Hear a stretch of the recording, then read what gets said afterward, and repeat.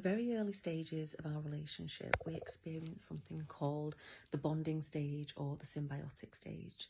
And what this is where the couple are starting to bond and they don't even actively try it, it just happens, where we think of everything that we like that's the same, everything that we have in common. We don't like the same things. It's a really good bonding experience, but there are very little disagreements. We don't really fall out over anything, and we don't really say often what we're really thinking or feeling if we think that it could be different to what they're thinking or feeling. We do during that time avoid difficult conversations because we're just focusing on everything that we have in common and everything that's going great between us. Aren't we so great? Isn't everything so wonderful? And it's good. We need to have that experience. We do need to feel that to create the bond in the relationship.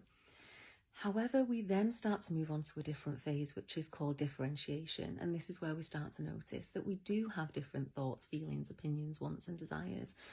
And expressing that can sometimes feel challenging and a little bit threatening because we don't want to disconnect from the other person, because that's how we imagine it would be, that we're disconnecting because we realise now that we're different.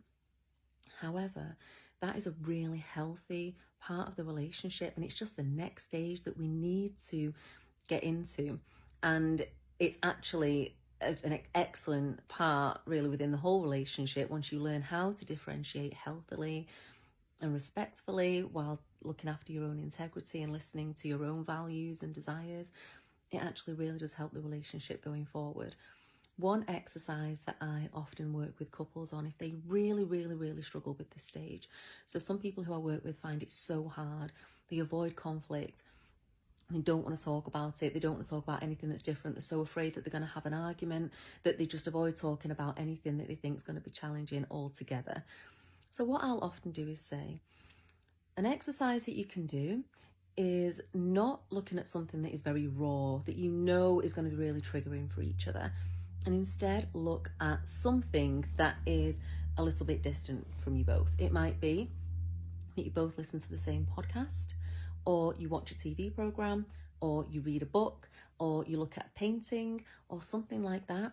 And I want you to each express your thoughts, feelings, likes and dislikes about it.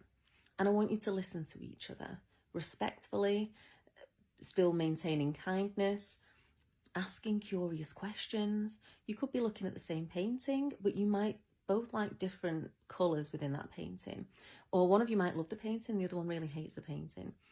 But that you can both express it and practice. It's all about practice. So when you're talking about things and you disagree, you might end up having an argument. It's because you've not got this practice in of showing that we can think differently about this and it be okay. Actually, it can be healthy. It's just how we handle that, how we talk about it. Can we still be respectful during this process?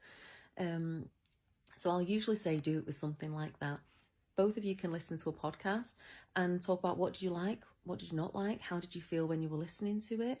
And you can listen to each other, listen to the differences, ask questions to get deeper into the experience, that you're knowing more about your partner, but also giving your partner the opportunity to learn more about themselves in the process.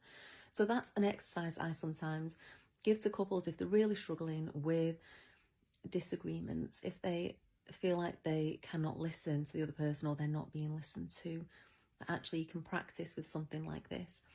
If you're going to do this, let me know how you get on, because I'd really love to hear if this has been helpful, if this is something that you do, if it's something you find difficult, if it's something you want more practice with, because in communication, it is about practice. It isn't something that comes natural in how to be respectful. If we feel threatened that someone's view is different to ours, especially if it's a partner, that can sometimes be the most triggering. So let me know how you get on if you practice this.